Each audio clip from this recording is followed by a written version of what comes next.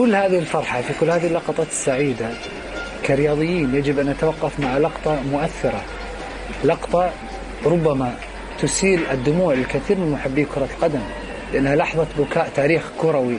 خرج باكيا مغادرا لملعب المباراة، مغادرا لكأس العالم، في فرصة قد تكون الأخيرة في تاريخه، في مرة قد تكون الأخيرة التي يرتدي فيها قميص المنتخب البرتغالي، في كرة قدم على قدر ما أسعدته وجعلته أسطورة، واحد من أفضل اللاعبين في التاريخ، على قدر ما أحزنته اليوم وهو يخسر أمام المنتخب المغربي، ثم وهو يجلس على دكة بدلاء لمباراتين متتاليتين. كاكا فوز بكأس العالم، حقق كل شيء، كرة ذهبية. نحن أمام واحد من أفضل اللاعبين في التاريخ، في واحدة بالنسبة لي شخصيا من أكثر اللقطات المؤثرة في تاريخ كرة القدم.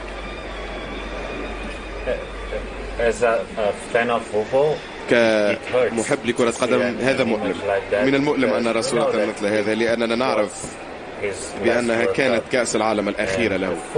وكرة القدم جميلة بفضل ذلك أيضا، لأنه من ناحية نحن نرى الكثير من السعادة والاحتفال للمنتخب المغربي كذلك، والذي قام بهذا الإنجاز الرائع، ومن ناحية أخرى نرى إحدى أحزن الصورات بأفضل لاعبين في التاريخ، من أفضل اللاعبين في التاريخ ينهي مسيرته في كأس العالم بهذه الطريقة. ولكن هذا هو جمال هذه اللعبة، الأحاسيس مختلطة، هذا يلخص الحياة بكل بساطة. في بعض الأحيان نكون سعداء، والبعض الآخر نكون حزينين ونمر بلحظات صعبة ومعقدة.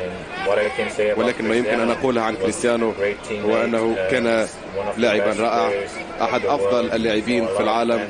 الكثير من الناس، كثير من الجماهير يحبونه، والكثير متألمون الآن أيضا بسبب هذه الصورة، ولكن يبقى رغم ذلك أحد أفضل اللاعبين الذين رأيناهم يلعبون. دعونا ننتقل إلى منطقة التعليق لنرى